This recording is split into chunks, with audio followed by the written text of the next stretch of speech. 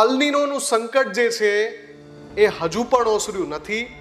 August અને સપ્ટેમ્બરમાં એ વધારે મજબૂત બની શકે છે અને એની અસર ભારતના ચોમાસા પર સાથે સાથે ગુજરાતના ચોમાસા પર થઈ શકે છે. આ સિસ્ટમ ગુજરાત પરથી વિખેરાઈ રહી છે અને આ જ વાત હું કહી રહ્યો હતો આની પહેલાના રિપોર્ટમાં 25% વરસાદની ઘટ છે અને એ 25% જે ઘટ છે એની પાછળનું કારણ જ અલ્નિનો છે. ગુજરાતનો લગભગ 80% નકશો છે કોરો જોઈ શકાય છે.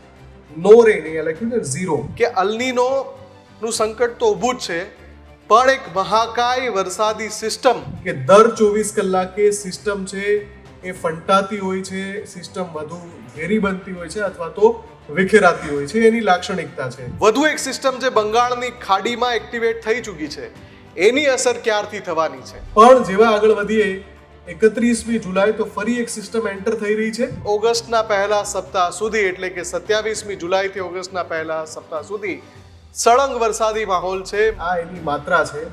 મોડરેટ થી હેવી રેનમાં જ આખું ગુજરાત આવી રહ્યું છે. ચાહે દક્ષિણ ગુજરાત હોય, દક્ષિણ સૌરાષ્ટ્ર હોય, ઉત્તર સૌરાષ્ટ્ર હોય, મધ્ય ગુજરાત હોય, ઉત્તર ગુજરાત હોય.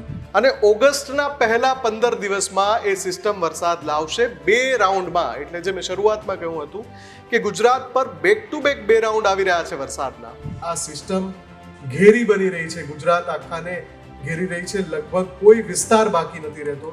સ્કાયમેટના ડેટા અનુસાર પણ એ જ વાત છે. અંબાલાલ કાકાએ પણ આ જ વાત કરી હતી જ્યારે જયપ્રકાશ માણકજી સાથે ચર્ચા થઈ. એમણે પણ કહ્યું કે લગભગ 31 કે 1 ઓગસ્ટે ગુજરાતમાં વરસાદ આવશે.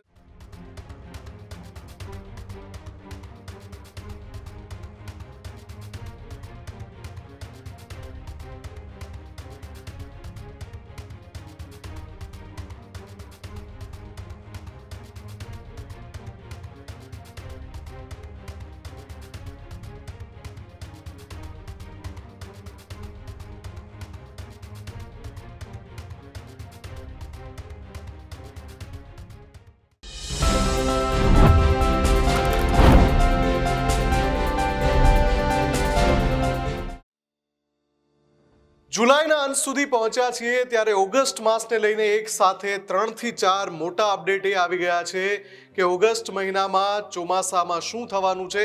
એની સાથે સાથે અલ્નિનોને લઈને પણ એક મોટું અપડેટ છે. એની સાથે સાથે વરસાદના 2 રાઉન્ડ બેક ટુ બેક કેવી રીતે આવી રહ્યા છે એને લઈને પણ મોટું અપડેટ છે. આ તમામ મુદ્દા પર વાત કરવી છે. સાથે જ 15 દિવસનું ચોમાસાનું અનુમાન લગાવતી સંસ્થા સ્કાયમેટ વેધરનો એક રિપોર્ટ પણ બતાવવો છે જેમાં જુલાઈથી ઓગસ્ટના પહેલા સપ્તાહ સુધી એટલે કે 27મી જુલાઈથી ઓગસ્ટના પહેલા સપ્તાહ સુધી સળંગ વરસાદી માહોલ છે. માત્ર 2 દિવસ એવા છે કે જ્યાં હળવો વરસાદ પડી શકે પણ વાદળછાયું વાતાવરણ ચોક્કસથી રહેવાનું છે. આ બધી જ વાત કરવી છે. નમસ્કાર, હું છું મુફદ્દલ કપાસી અને આપ જોઈ રહ્યા છો એડિટર્સ પોઈન્ટ વિથ MK. તો સૌથી પહેલા વાત કરીએ 15 દિવસનું ચોમાસાનું અનુમાન લગાવતી એ સંસ્થાની કે જે ભારતમાં ચોમાસાની ટકાવારી કેટલી રહેશે એને લઈને પણ અનુમાન લગાવે છે અને ભારતભરના સમાચાર માધ્યમો એ અહેવાલને પ્રસારિત કરે છે. વાત છે સ્કાયમેટ વેધરની. ન્યૂઝરૂમના દર્શકો સારી રીતે જાણે છે કે સ્કાયમેટ વેધરના અનુમાન ઉપરાંત windy.com, weatherandradar.com અને હવામાન વિભાગ આ ચારેય જે હવામાનને લઈને અનુમાન લગાવે છે, ચોમાસાને લઈને અનુમાન લગાવે છે એના સંદર્ભના રિપોર્ટ ન્યૂઝરૂમ હંમેશા દર્શાવે છે. સાયન્ટિફિક ડેટાના આધારે આ રિપોર્ટ મળતા હોય છે પણ જ્યારે 15 દિવસનું અનુમાન હોય તો એમાં ઘણા બધા બદલાવ આવવાની સંભાવના છે. ખાસ કરીને હવામાન દર 24 કલાકે બદલાઈ શકે છે. એવું જ ચોમાસાનું છે. ચોમાસાની જે સિસ્ટમ છે, જે વાદળોનો ઘેરાવો છે એ 24 કલાકમાં યા તો વરસી જાય જે તે સ્થળ ઉપર, યા તો વિખેરાઈ જાય અથવા ફંટાઈ જાય. આ બધી સંભાવનાઓ છે. તો શું થવાનું છે આગામી દિવસોમાં? 27મી જુલાઈએ હજુ પણ 24 કલાક એવા છે ગુજરાત પર કે જ્યાં અલગ અલગ વિસ્તારમાં વરસાદી માહોલ જોવા મળશે. મધ્ય ગુજરાત, સૌરાષ્ટ્રના કેટલાક ભાગ, કચ્છનો થોડો વિસ્તાર ને ઉત્તર ગુજરાતનો કેટલોક ભાગ, દક્ષિણ ગુજરાતનો કેટલોક ભાગ, ત્યાં છૂટો છવાયો મધ્યમ સામાન્ય કે હળવો વરસાદ પડી શકે છે. પણ 28મી જુલાઈએ આપણે જઈએ તો ત્યાં શું બદલાવ આવી રહ્યો છે? ચોમાસું જે છે એ બ્રેક લેશે કે પછી થોડું સિસ્ટમ છે એ નબળી પડી રહી છે? વધુ એક સિસ્ટમ જે બંગાળની ખાડીમાં એક્ટિવેટ થઈ ચૂકી છે એની અસર ક્યારથી થવાની છે? સ્કાયમેટ વેધરનો સૌથી પહેલાં તો આપણે રિપોર્ટ જોઈ લઈએ, જેમાં સ્પષ્ટ થાય છે કે કઈ રીતે 27 જુલાઈથી સળંગ ઘણા બધા દિવસ, હું આગલા 7-8 દિવસનો ડેટા તમને બતાવું છું કે સળંગ 7 થી 8 દિવસ ગુજરાતમાં ચોમાસાની ગતિ કયા પ્રકારની રહી શકે છે, સંભાવનાઓ શું છે, સ્કાયમેટ વેધર શું કહે છે, આવું જોઈએ.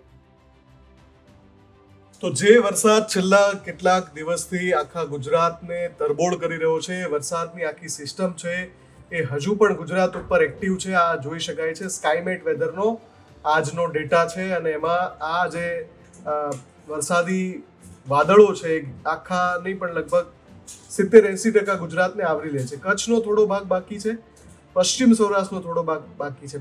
બાકી આ તમે જોઈ શકો છો, અને આ એની માત્રા છે.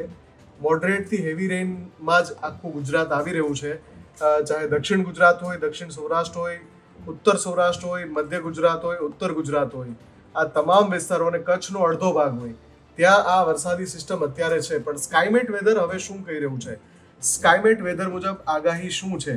27માં હવે આપણે 28 તારીખ કરીએ તો જુઓ, એક જ દિવસમાં આ સિસ્ટમ ગુજરાત પરથી વિખેરાઈ રહી છે. અને આ જ વાત હું કહી રહ્યો હતો આની પહેલાના રિપોર્ટમાં કે સિસ્ટમ જતા સારો વરસાદ વરસાવશે ઘણા બધા વિસ્તારોમાં. ક્યાંક ક્યાંક સામાન્યથી હળવો વરસાદ પડે, પણ ઘણા બધા વિસ્તાર એવા હશે જ્યાં મધ્યમથી વધારે માત્રામાં વરસાદ પડશે. દક્ષિણ ગુજરાતમાં પણ આ ડેટા મુજબ 28મીએ એટલે કે મંગળવારે વધારે વરસાદ પડવાની સંભાવના છે. પણ જેવા આપણે 29મી તારીખમાં પહોંચીએ છીએ તો શું થાય છે? 29મીએ ગુજરાતનો લગભગ 80% નકશો છે કોરો જોઈ શકાય છે. નો રેન અહીંયા લખ્યું છે 0, એ જ રંગમાં જોઈ શકાય છે. અહીંયા થોડું દક્ષિણ ગુજરાતમાં હળવો વરસાદ દેખાય છે, પણ એ 29મી જુલાઈની વાત છે.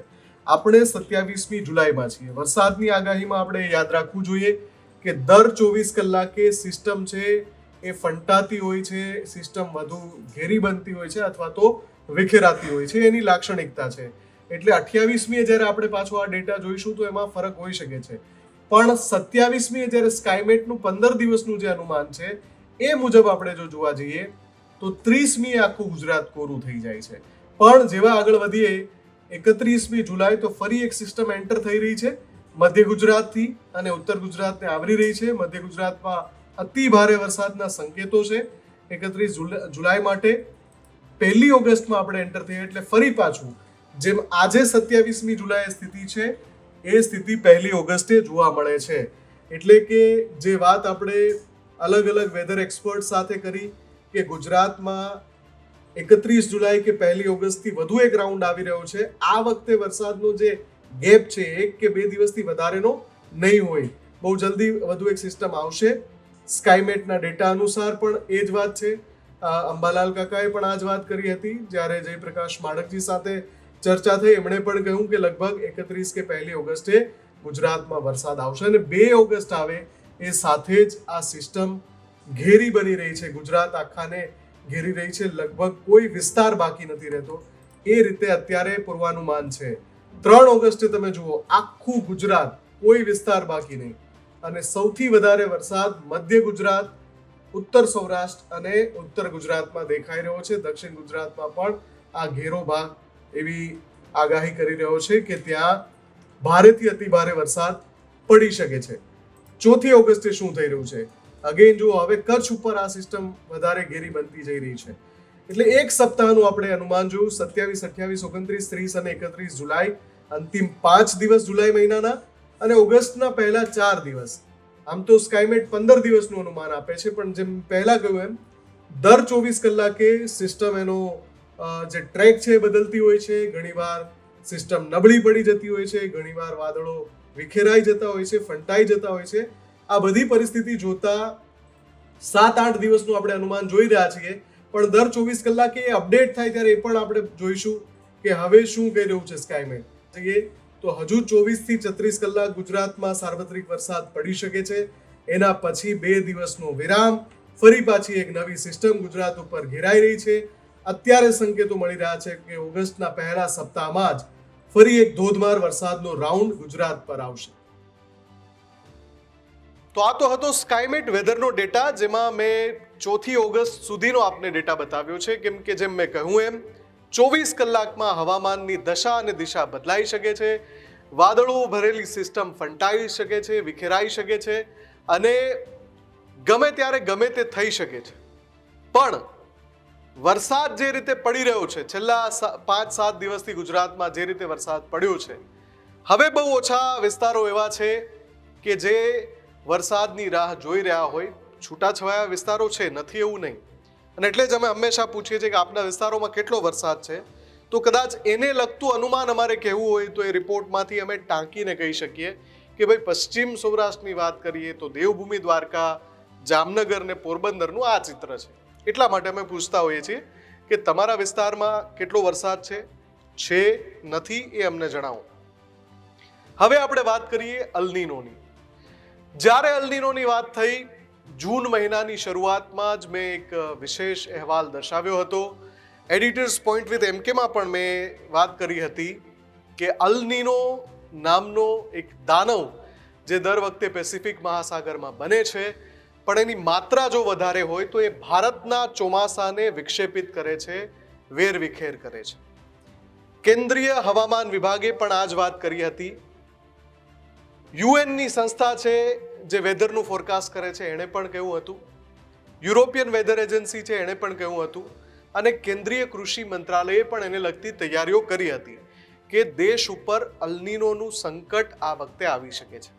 એ સંકટની સ્થિતિ શું થઈ? જો સૌથી પહેલા જૂનમાં 15 દિવસ ચોમાસું મોડું પડ્યું. નૈઋત્યનું ચોમાસું કેરળથી પ્રવેશ તો કરી ગયું, પણ પછી ગુજરાત સુધી પહોંચતા અને ગુજરાતમાં વરસવાની શરૂઆત થતા છેક જૂનના અંતિમ દિવસ સુધી રાહ જોવી પડી. 30મી જૂનથી એ રાઉન્ડ શરૂ થયો અને લાગલગાટ 8મી જુલાઈ સુધી 9 દિવસ ગુજરાતમાં ઘણા બધા વિસ્તારોને, ખાસ કરીને દક્ષિણ ગુજરાતમાં સૌથી વધારે, પણ બાકી આખા ગુજરાતમાં ઘણા બધા વિસ્તારમાં એ વરસાદ પડ્યો પહેલા રાઉન્ડમાં. પણ ત્યાં અલનીનોની અસર દેખાઈ કે ચોમાસું મોડું પહોંચ્યું. એ પછી એવી વાત હતી કે ભાઈ હવે એક લાંબો બ્રેક લેશે, કેમ કે અલનીનોની અસર ત્યાં દેખાઈ શકે છે. અને એટલા માટે જુલાઈમાં આપણે એ પણ જોયું કે 9મી જુલાઈથી ઘણા બધા દિવસ ચોમાસાએ લાંબો લચક વિરામ પણ લીધો. અને એ પછી અત્યારે 27મી જે આપણે છીએ એ 22મી જુલાઈએ વરસાદનો રાઉન્ડ શરૂ થયો, જે 27મી જુલાઈ સુધી ચાલુ છે. હવે આજની તારીખે સવાલ એ છે કે પેલા અલનીનોના સંભવિત સંકટનું શું થયું? તો અલનીનોનું સંકટ જે છે એ હજુ પણ ઓસર્યું નથી. ઓગસ્ટ અને સપ્ટેમ્બરમાં એ વધારે મજબૂત બની શકે છે અને એની અસર ભારતના ચોમાસા પર, સાથે સાથે ગુજરાતના ચોમાસા પર થઈ શકે છે. સંકટ ટળ્યું એટલા માટે નથી કે જો અલનીનો ન હોત, ત્યાં એટલો મજબૂત ન બન્યો હોત અને હજુ પણ એ મજબૂત થઈ રહ્યો છે, તો ગુજરાતમાં જે 110, 115, 120% વરસાદ પડે છે એની બદલે 90% વરસાદ પડવાનો સિનારીઓ ના હોત. 25% વરસાદની ઘટ છે અને એ 25% જે ઘટ છે એની પાછળનું કારણ જ અલનીનો છે. અલનીનો એટલે આની પહેલાના લગભગ 7 થી 8 અહેવાલમાં મેં કહ્યું છે કે અલનીનો દુષ્કાળ જેવી પરિસ્થિતિ નોતરી શકે છે, પણ સીમિત વિસ્તારમાં. આખા ગુજરાતમાં એવું થાય એ જરૂરી નથી. કેટલાક જિલ્લામાં ખૂબ પડે કે કેટલાક જિલ્લામાં ન પડે. આપણે અત્યાર સુધી જોયું કે કચ્છ આખો જિલ્લો કોરો હતો. અડધો જુલાઈ વીતી ગયો, અડધો જૂન તો ગયો જ, અડધો જુલાઈ વીતી ગયો, કચ્છમાં વરસાદ નહોતો પડ્યો. આવી જે પરિસ્થિતિ પેદા કરે એ બલાનું નામ જ અલનીનો છે. હવે અત્યારે યુરોપિયન જે વેધર એજન્સી છે એનું અપડેટ આવ્યું છે કે અલનીનોનું સંકટ તો ઊભું જ છે, પણ એક મહાકાય વરસાદી સિસ્ટમ ડ્યુ ટુ શેના કારણે? બંગાળની ખાડીમાં જે સિસ્ટમ બની રહી છે એના કારણે એ મહાકાય વરસાદી સિસ્ટમ ગુજરાત તરફ આવી રહી છે. અને ઓગસ્ટના પહેલા 15 દિવસમાં એ સિસ્ટમ વરસાદ લાવશે 2 રાઉન્ડમાં. એટલે જે મેં શરૂઆતમાં કહ્યું હતું કે ગુજરાત પર બેક ટુ બેક 2 રાઉન્ડ આવી રહ્યા છે વરસાદના. પહેલો રાઉન્ડ 31મી જુલાઈ આસપાસથી શરૂ થાય, 5-6 ઓગસ્ટ સુધી વરસે. બીજો રાઉન્ડ 8મી 9મી ઓગસ્ટે શરૂ થાય અને પછી ઘણા બધા દિવસ આગળ વરસે. હવે હું યાદ અપાવી દઉં કે અંબાલાલ કાકા સાથે વાત કરી હતી આજ મંચ પર. એમણે પણ કહ્યું હતું કે 8-9 ઓગસ્ટથી બહુ સારો વરસાદ થશે. આમ ઓગસ્ટની શરૂઆતમાં તો થવાનો જ છે. જાણીતા આગાહીકાર જયપ્રકાશ માડકજીએ પણ કહ્યું હતું કે હા આ જ દિવસો દરમિયાન વરસાદ આવવાનો છે. પરેશ ગોસ્વામી સાથે આ જ મંચ પર ચર્ચા થઈ તો એમણે પણ કહ્યું કે હા ઓગસ્ટની શરૂઆતમાં અને પછી 8 તારીખ આસપાસથી પણ એક બીજો રાઉન્ડ આવી રહ્યો છે. એટલે એનો અર્થ એ થયો કે જે તારણો અલગ અલગ વેધર એક્સપર્ટ કાઢી રહ્યા છે, જે તારણો અલગ અલગ વેધર એજન્સી કાઢી રહી છે, એમાં સ્પષ્ટપણે દેખાઈ રહ્યું છે કે ગુજરાત પર 2 રાઉન્ડ બેક ટુ બેક વરસાદના આવી રહ્યા છે. હવે અહીંયા વચ્ચે ગેપ આવશે કે નહીં? ગેપ આવી શકે છે. જુઓ, જુલાઈના અંત સુધીમાં એકાદ દિવસ 2 દિવસ એવા રહે કે વાદળછાયું વાતાવરણ થાય, ઝરમર વરસાદ પડે અથવા હળવો વરસાદ પડે, ઝાપટું પડે, પણ ધોધમાર વરસાદ ના પડે, એ પ્રકારનો બ્રેક આવશે.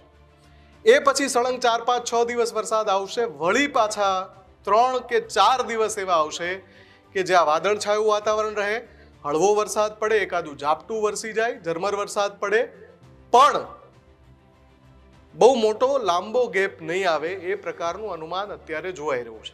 પણ જેવી રીતે હું હંમેશાથી કહેતો રહું છું, દર 24 કલાકે ચિત્ર બદલાઈ જાય છે. એટલે આગળનું અપડેટ આપતા રહીશું અમે. દર 24 કલાકે અપડેટ લગાતાર ન્યૂઝરૂમ આપતું જ રહે છે.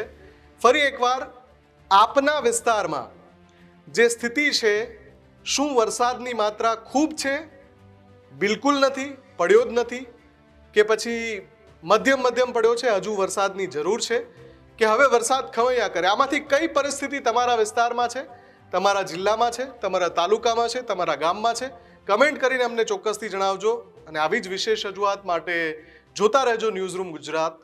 નમસ્કાર.